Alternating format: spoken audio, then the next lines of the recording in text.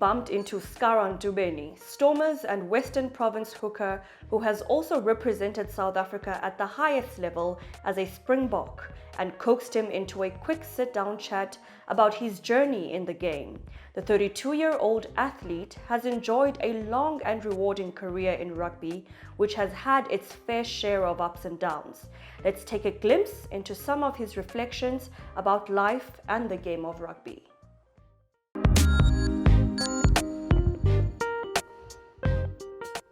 Yeah, I think it's been. I feel good, obviously, to be back. It's a daunting challenge and everything. Obviously, getting back and but yeah, it's been a crazy ride. It's been a crazy journey, a lot of emotions. But I'm excited to be back with the boys and getting back with the coaches and catching up and all of that. But it is super tough and demanding, yeah.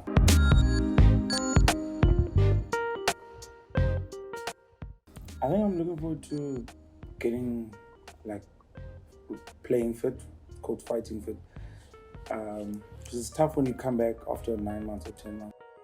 It's like everything feels new, even though it's not new, but everything feels new. The content, the even sounds sometimes. Someone just tackled next to you, you're like, yo. Because you haven't Yeah. And but I'm looking forward to that now. But I'm also looking forward to I really enjoy the relationships. We play all over the place, and it sounds weird, but you meet someone once, and then you meet them 6 months later in a different continent, and it's like you brothers, So it's also nice, and just that camaraderie that you miss when you injured. I'm very I like people, so it's nice.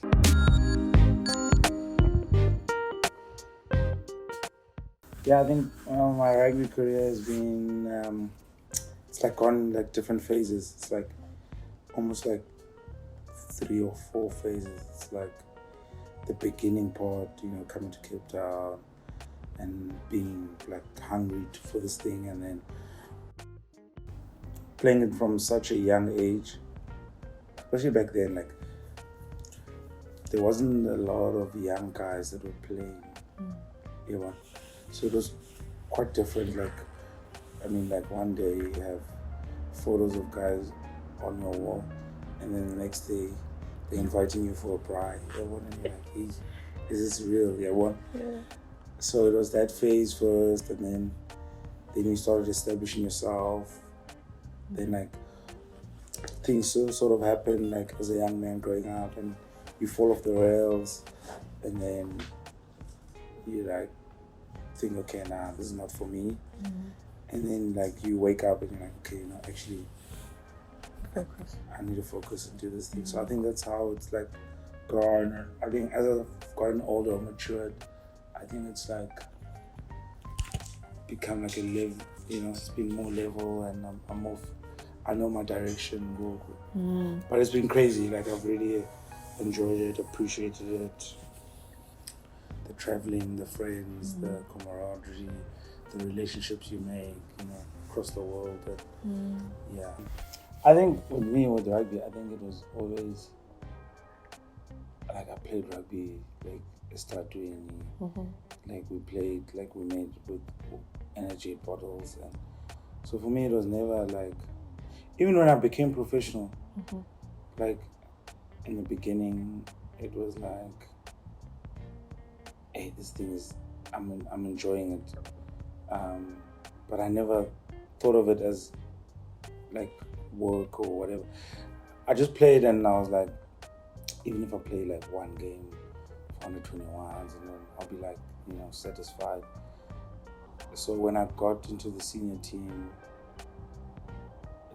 it still felt surreal for a long time. Even, I'm talking even a few years ago, sitting with Abandu, O'Brien and Andres and stuff like that. So it felt surreal because the goal was never to play. It's gonna sound weird. The goal was never to play for Stormers, but it was always like a dream, like fantasizing. Yeah. So, and it like sort of fitted because it was like Denza Indo and Itandai, and I think a lot of people when they chase whatever they want, it's a lot easier when it's something you enjoy. Then it doesn't. Like what? It sounds like a cliche, yeah, but it's a lot easier to do something when you enjoy it. I think there's a few. Yeah, I think the one in Pretoria, our first Springbok game, and that was like obviously because it was something that I'd given up on since I'd been with them since 2012. Traveling with them, end of year tours.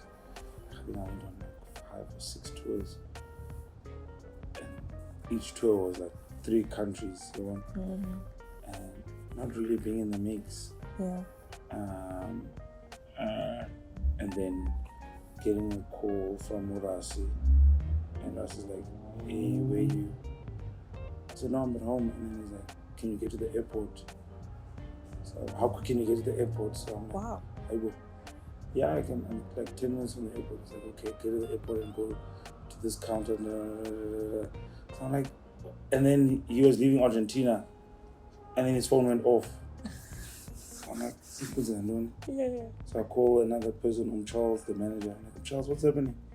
He's like, hey, bro, we can't talk now. Quickly get to the airport. Did what must I pack? Okay, we'll chat later. So I'm like, just packed a backpack. Drove to the Uber to the airport. Get there. There's a lady there waiting for me. Just get to the counter. Get to the flight to Joburg. And I still don't know what's happening. Is it like a shoot or is it this or this?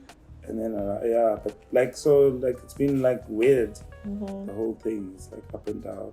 After like saying, okay, no, I'm done. With Springbok.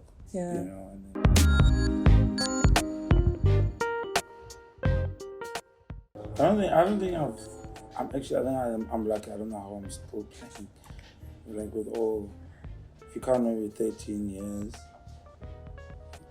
maybe I've spent 4 of those years injured. Wow. And usually teams would throw away a player like that. But I've been very fortunate, and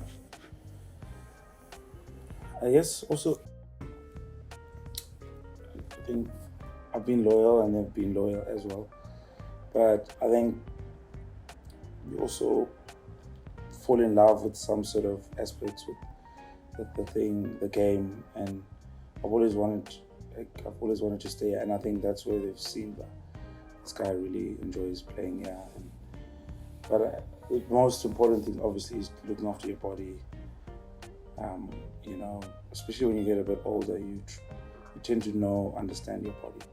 So you're like, okay, this is if I'm feeling tight, my lower back, okay, I know my glutes are tight or my hammies are, so you get to learn umzimba wako, like you train and then you're like, okay, I need to swim now after training, and you just know umzimba wako. It's like, after the years, and I think it takes time, because when you're younger, you sort of just go, and it's a bit wild and you travel, but when you get older, like, it takes a lot out of you. You're like, okay, after travel, I need to do this, I need to do this, I need to do this.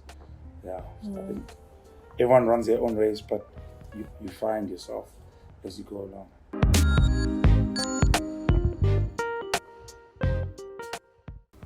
I don't know, maybe it's just a feel good situation. And I think always within rugby, you always remember that actually the rugby, without the people, there's no rugby. There's so many stories I can tell, but like, I just enjoy when I even with my charity things or my own charity. It's just that reward, helping someone, and I know it's not on social media and stuff like that, but it's just nice to I don't know, it's like a feel good Make a difference. different situation or whatever, where I grew up from, and before living, down, and you're like, yeah, I don't know how to can't put a finger on it.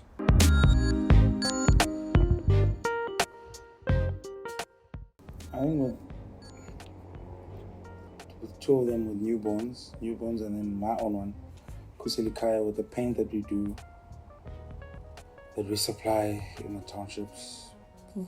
It's a fire retardant paint, and I've just seen how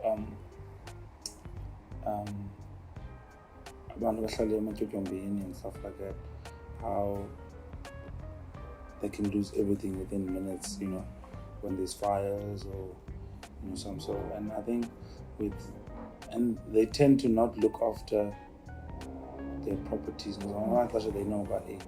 This can be gone, Yeah. But like with the work that my guys do, it's like, guys I'm with do, it's people tend to look after the stuff when they know their structure is safe, and you go back there like a month or two later, and you're like, wow, people are growing a little like vegetable garden, because it feels like a home now, because they know, because the paint the normal commercial paint lasts 5 hours, but our one is only an hour, 45 minutes to an hour.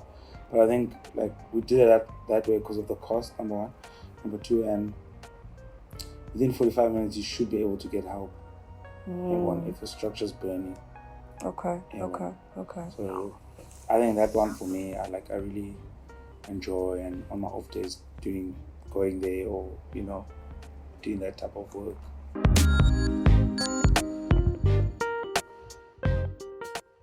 I don't know, I just enjoy being out, being with people. I enjoy my my friends, and I don't know, also that's one thing that I haven't put a finger on yet, on what I'm actually passionate about. But at the time I just enjoy people.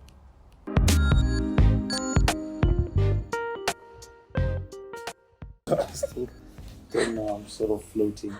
I think because I started studying, and then I was like, it's not for me. Yeah. Which means I was studying the wrong thing. Fair. And then I was like, this thing, let me try this thing.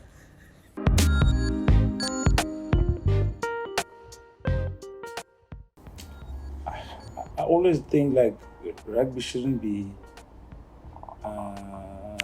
the end or whatever, because like it's such a small percentage. Like if you look at people that play rugby, a small percentage of so, but rugby is like, I look at my friends that I've played with over the years, not professionally, what sport or whatever can do to you.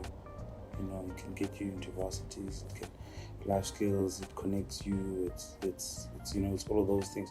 So I never, like, even if there's talks at schools, I think you should never push people to try and be a rugby player, but just enjoy the game, use the game. Yeah. And it's just a different type of sport, the brotherhood that you create in that,